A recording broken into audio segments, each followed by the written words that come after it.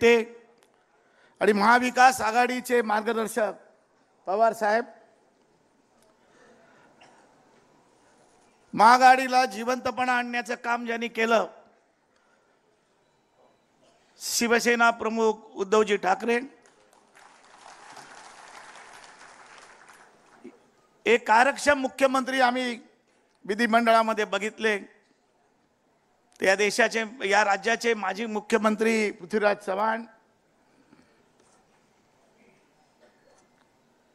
नाना पटोले आणि माझे मित्र बाळासाहेब थोरात।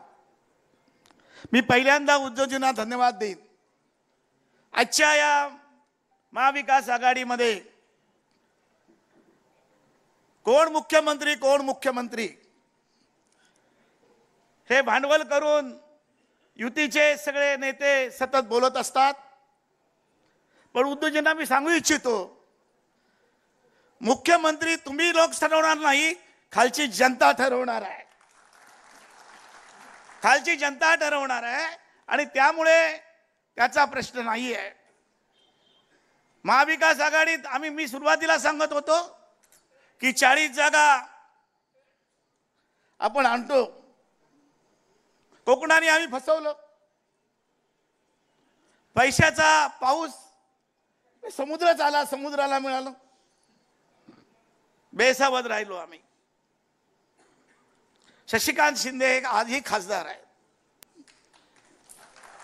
आजही खासदार आहे। ज्या पद्धतीची लढत त्याने दिली राजाबरोबर, एका अंमलाने दिलेली लढत, माथाडी कामगारांतून झालेला एक कार्यकर्ता जी लढत दिली, जी निवडणुकीचा निकाल लागला असं लोक टीव्हीने जाहीर केला आणि त्याच्यामध्ये बदल झाला। माझं एकच म्हणणं आहे, एक एक मत महत्वाचं आहे। मी जास्त मागणी करत नाही उद्धवजी, पण या काही जागांमध्ये आमच्यासारख्या छोट्या पुढे 2000 मालेगावची जागा गेलेली होती आणि शेवटच्या ह्याच्यात मालेगाव आपली आली। याच्यामध्ये दिंडोरीची जागा गेलेली आहे, पण तिथे पण आमची प्रागतिकची जवळजवळ 1.5 लाख मतं आहे। मी पवार साहेबांना धन्यवाद देईन। मी अनेक वेळा या पवार साहेबांना भेटलो। या निवडणुकीमध्ये प्रत्येक मतदारसंघाची बारकाईने त्यांनी केलेला अभ्यास आणि त्यामुळे या ठिकाणी झालेली त्यांनी केलेली मेहनत ही महाराष्ट्राची जनता कधी विसरणार नाही।